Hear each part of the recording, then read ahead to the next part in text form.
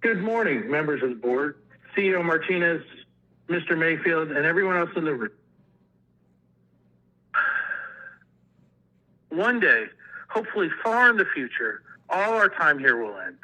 Yes, death and taxes comes to us all, especially in Chicago. The day after that day is the one I'd like you to focus on. Who will be there to greet you? A friend, a mentor, a child, a parent?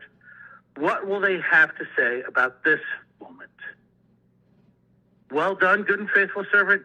You were handed the responsibility to care for all students. And you didn't just care for your tribe, making sure they went to great schools like Poe, Leonard, Bronzeville Classical, Kenwood Academy, etc. But you stepped in. You stepped in for 5,500 students who lost busing.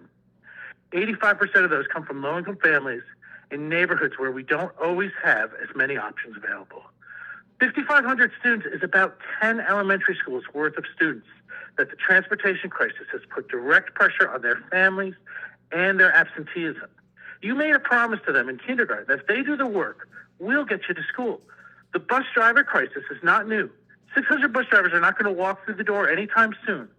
You've even guaranteed that a little bit by offering better compensation to paratransit drivers than bus drivers. But there are enough seats and minutes in routes. Just some quick math for y'all. 8,700 students on 1,100 routes averages less than 8 students per route.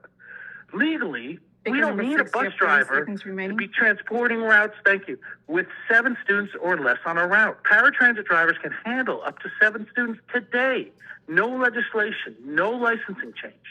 Moving light routes like these, those with less than 8 students on paratransit, would free up that valuable bus driver in a large school bus.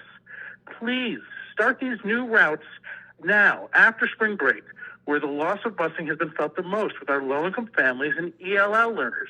And I bet you if you did that, you'd get some love from Stacey Davis Gates questions on how are you going to protect selective enrollment. Please conclude your remarks. Will do.